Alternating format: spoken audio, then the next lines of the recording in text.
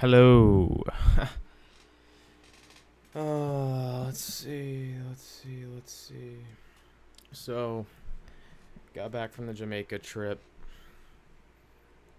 Basically, I think I talked about it last video a little bit, but it was hardcore, man. It was a hardcore party scene with a lot of college kids, and that's intimidating for me. That's intimidating for me. That's harder than actually physically difficult stuff. Staying up late. That was really hard. Also getting out of the routine, man. It was really hot there. It sounds like I'm complaining, but it was awesome. It was very, very beautiful.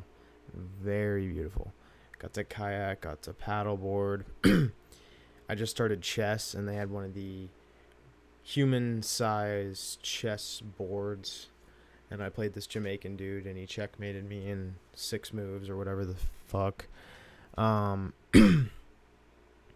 got a good amount of reading done and the traveling. The thing I do love about traveling is you can do all that stuff that you otherwise wouldn't be able to do because there's pretty much no excuse not to. I watched hella Netflix, which I haven't watched TV in so long. And I read my book. That's all I did really in the airport, and it went by. It was fun, dude. It was the first time I chilled out in a while. And then it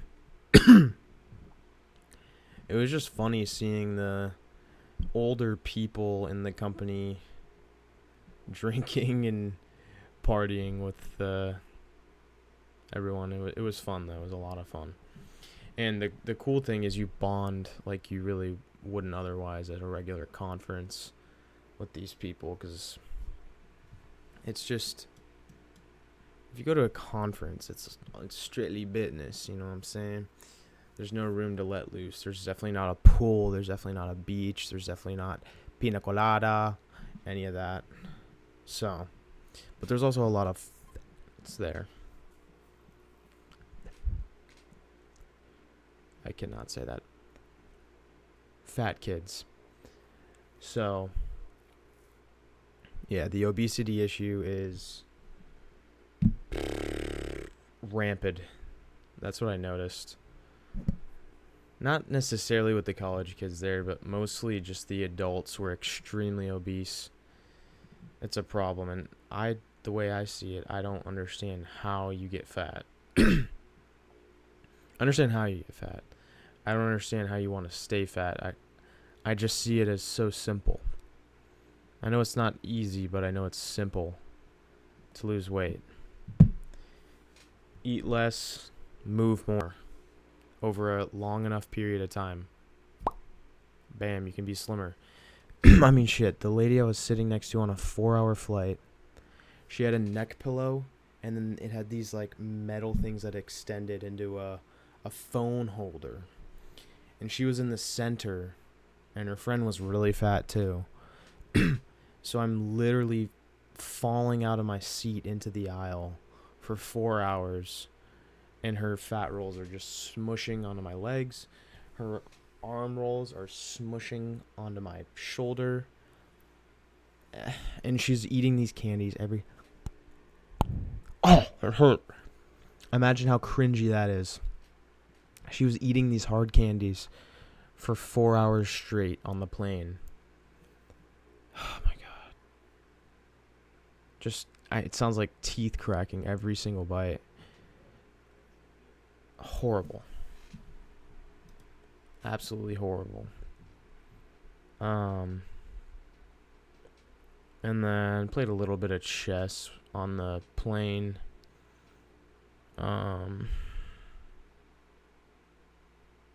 But traveling, my consensus of traveling as of lately, hadn't traveled in a while, at least plane. And it's nice, man. It's nice to be able to just do all the unproductive stuff you wouldn't normally be able to do, because you're traveling. It's like, yeah, you gotta do what you gotta do to be entertained, bruh. I'm reading Shoe Dog right now. It's by the founder of Nike. He has a really cool story. He went to college, ran track, Oregon State, I believe. I think it was Oregon State. And him and his coach created Nike together. I haven't gotten to when they started calling it Nike. It was actually called Blue Ribbon before.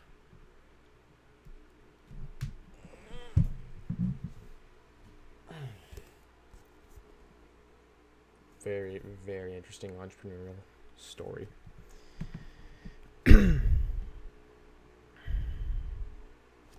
Actually, he started selling and distributing Onitsuka Tiger, which is a very cool shoe.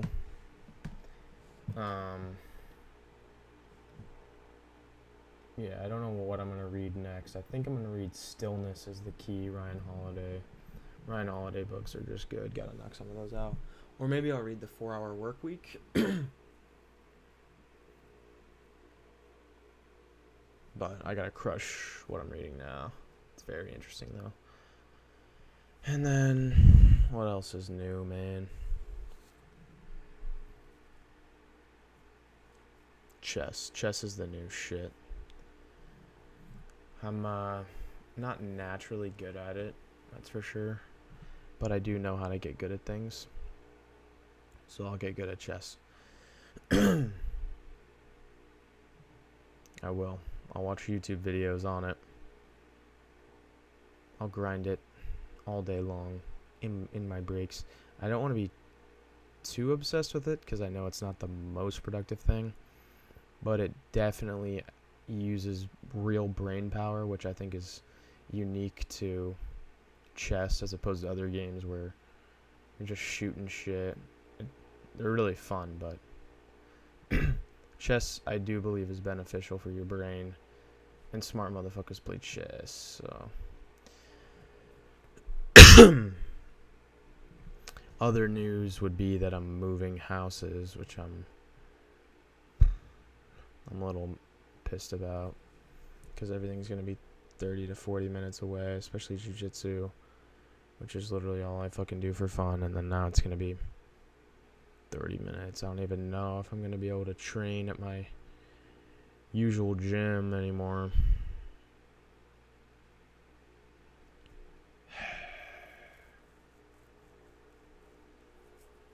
But something good will come of it.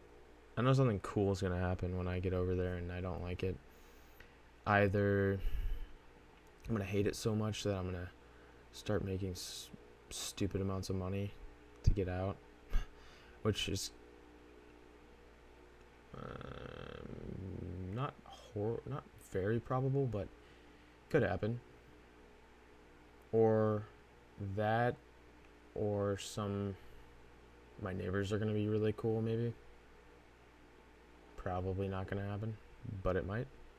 I think the first option is the most likely, where I'm going to dislike it, or something's going to awaken in me, or I'm going to learn something from moving there. New experience are gonna come out of it, that's for sure, as opposed to staying here and just what I'm used to. You know, we're renting this house, or my parents are, so it's not like we'd be here forever, but it's in a sweet location in the middle of everything. My room is sick. I love my room. I can fucking play guitar late at night. The new house, I'm probably going to be wall to wall with the fucking parents. Oh my god. There's so many reasons that's not good. So many reasons. I think that reason alone might make me move out. I can't. How am I going to bring my girlfriend over? How am I going to play guitar? How am I going to game? Oh, come on, man. Noise. Noise is a big part of a house that makes it good or not, dude. If the noise distribution is too high, it could ruin everything. if people can hear what you're doing in your room, it's not a good. I mean, I've been in that situation. Not in a few houses though. I've moved so many times, and I've been pretty good about choosing a room that won't be heard. And when I lived in Rhode Island, I had a room downstairs. My parents were upstairs. It was basically on the opposite side of the house. I literally could do whatever I want down there. That was awesome. Here, it's not necessarily that far from the master, but I don't know. This place is soundproof, so I've been able to do whatever the hell. Guitar, fucking anything.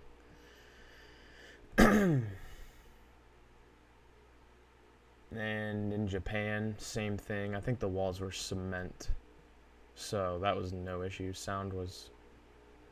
My parents were in their room, and I was in my room. Sound was not a thing, dude. But this one, I got a bad feeling about the sound profile. Fucking soundproofness of this place is not looking good. Not looking good.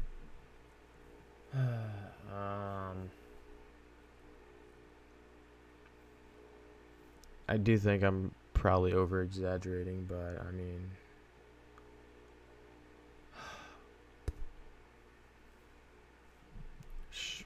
should I have been involved at all in the decision? I don't know. Apparently it was such an impulsive buy. They were at the Joker at the movies, and then I guess they just put an offer in on the house. They didn't think they would actually get it because they said that it wasn't even on the market. And then they got a text back that the owners counter offered, and then they accepted the counter offer. So it was super impulsive. And they were like, it just feels right. But before, when we couldn't find a house in that area, which by the way, it's 30 minutes from where I am right now. Before, when they couldn't find a house in the area,